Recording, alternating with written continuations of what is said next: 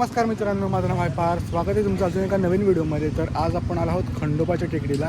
तर तिथली संपूर्ण माहिती तुम्हाला या व्हिडिओमध्ये देणार आहे. तर व्हिडिओ शेवटपर्यंत बघा.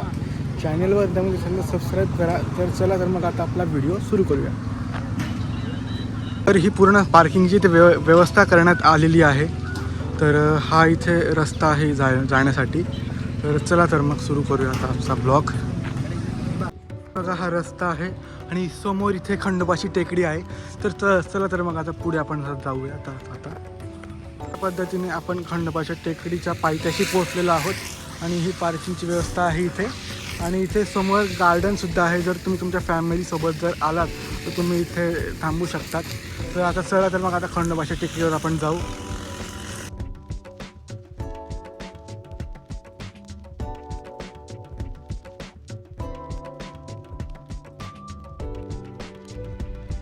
असा परिसर आहे इथला. आणि ही समोर बघू शकता खंडोबाची टेकडी इथे हे समोर मंदिर आहे. हे समोर जय मल्हार लिहिला आहे, बघू शकतात तुम्ही. आणि हा असा पूर्ण मंदिर परिसर इथला. आता इथे ध्वजस्तंभ आहे समोर, तर तिथे मी तुम्हाला तर घेऊन चाललो आहे. आता आपण ध्वजस्तंभाकडे आलेलो आहोत आणि ध्वजस्तंभ एकदम माझ्यासमोर आहे. हे बघू शकता माझ्या मागे ध्वजस्तंभ आहे आणि आता आपण इथे जाणार आहोत. चला तर मग.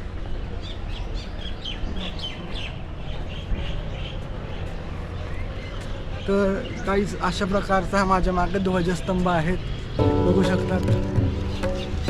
अख्खा ध्वजस्तंभ आहे. हा इथे ध्वजस्तंभ आहे आणि इथं पूर्ण देवाली आणि मिलिटरी कॅम्पचा पूर्ण तुम्हाला इथे व्ह्यू वगैरे दिसतो. तर अशा प्रकारे हा ध्वजस्तंभ आहे, बघू शकता.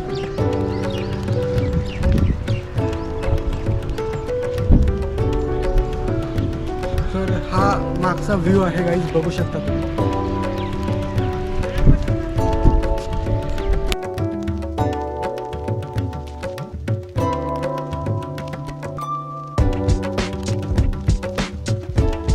तर गाईज आता आपण ध्वजस्तंभाचं दर्शन घेतलेलं आहे. तर आता आपण खंडोबा महाराजांच्या मंदिराकडे जाणार आहोत. तर चला.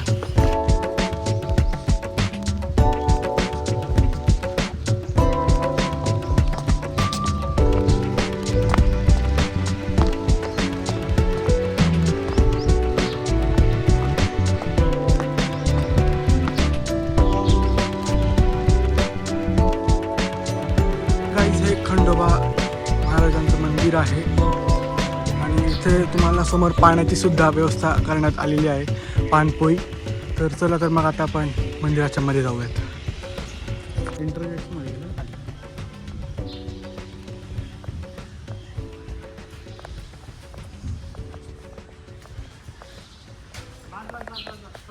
आता आपण खंडोबाच्या मंदिरात जाणार आहोत. हे खंडोबाचं मंदिर आहे. तर हा इथला गाभारा आहे आणि हे सगळं मंदिर.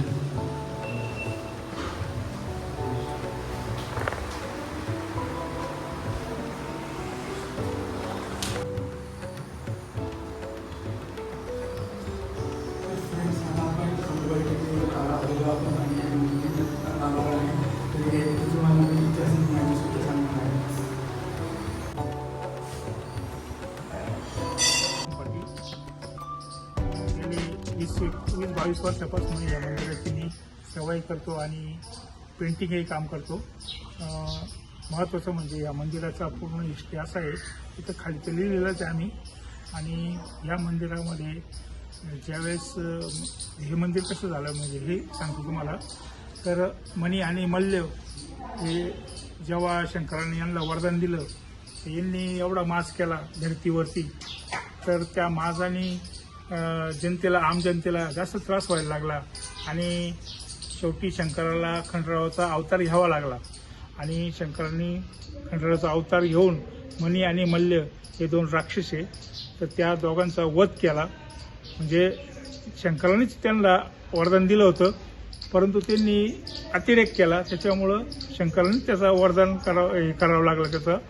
आणि ज्यावेळेस मग खंडराव महाराजांनी ह्या विश्रामगड म्हणून आहे, विश्राम म्हणजे, आणि पूर्ण महाराष्ट्रामध्ये एकमेव मूर्ती तुम्हाला दिसेल का खंडरावची का असा विश्राम केलेली.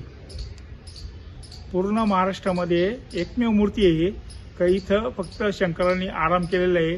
त्यांच्या शेजारी दोन्ही देव आहे, म्हाळसाबाई आणि माळसाबाई आणि भानाई भानाई. दोन्ही देव आहे त्यांच्या शेजारी, आणि तिघांनी इथं थोडा आराम केलेला आहे. आणि ही 500 वर्षापूर्वीची स्टोरी आहे, जसे आम्हाला कळालं म्हणून आम्ही तुम्हाला सांगतोय. आता रिअल हिस्ट्री काय असेल ते माहित नाही इतिहासात आम्हाला. जसं आलं. परंतु त्यानंतर छत्रपती शिवाजी महाराज दिल्लीवरून स्वारी करून आले, तर राजूर मार्गे आले, तर त्यांनी इथं स्वतः विश्राम केला. आणि मग इथं शंकराची पिंड आहे खाली, नंतर मूर्त्या तयार झाल्या, परंतु शंकराची पिंड आहे. तर त्या इथं कोणी होते जेवढे जुने काळचे लोक असतील तर त्यांना सांगितलं, आणि इथं त्यांना हे सांगितलं का बाबा तुम्ही याचा विस्तार करा आणि व्यवस्थित करा मंदिर. मग ते मंदिर थोडं थोडं हळूहळू डेव्हलप झालं. त्यानंतर इथले एक स्लॉप म्हणून आहे, देवळेले कॅम्पचे मोठे हे दुबईला राहतात ते, मग त्यांनी पूर्ण विस्तार केला. इथं आमले कंपनी म्हणून आहे, हे सगळं काम बघते पुजारी म्हणून, आणि आम्ही सगळे जेवढे आहे कार्यकर्ते म्हणून आम्ही सगळे येतो इथं. आणि ह्या मंदिराची देखभाल आणि स्वच्छता आणि पावित्र्य हे सगळं महत्त्वाचं म्हणजे जपलं जातं इथं. हां, इथं कोणतं वैशिष्ट्य वगैरे काहीच नसतं. खंडरावला बाकीच्या ठिकाणी केलं जातं, पण इथं काहीच चालत नाही. ही एक महत्त्वाची गोष्ट आहे. आणि म्हणजे ह्या महिन्यामध्ये नोव्हेंबर किंवा डिसेंबर महिन्यामध्ये जेव्हा चंपाषष्ठी असती, तर इथं फक्त वांग्याचा नैवेद्य दिला जातो. वांगा आणि भरीत, वांग्याचं भरीत आणि भाकर हा दिला जातो. आणि अतिशय सुंदर पद्धतीने यात्रा असती, 3 दिवस चालती, सगळं व्यवस्थित असतं, काहीच विषय नाही. धन्यवाद. काही चुकलं असेल. आणि आपल्याला खूप सुंदर अशी माहिती दिली, तर काका माहिती दिल्याबद्दल खूप तुमचे धन्यवाद. तुमचे आभारी आहे. तुम्ही आले इथपर्यंत लोकांपर्यंत पोहोचवा, कारण हे श्रद्धास्थान फार मोठं आहे, व्यवस्थित आहे एकदम. आणि काकांनी आपल्याला अतिशय सुंदर असा इतिहास सांगितलेला आहे.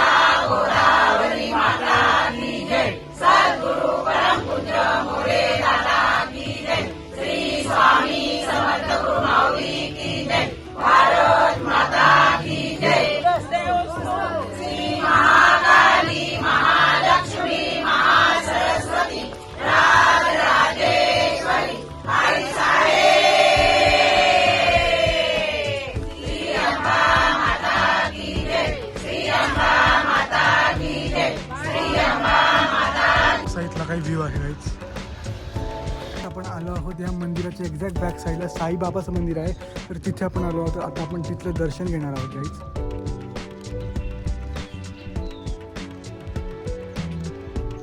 व्हिडिओ कसा वाटला, व्हिडिओला लाईक करा, चॅनलला सबस्क्राईब करा. भेटूया अजून एक अशा नवीन व्हिडिओमध्ये. तोपर्यंत बाय.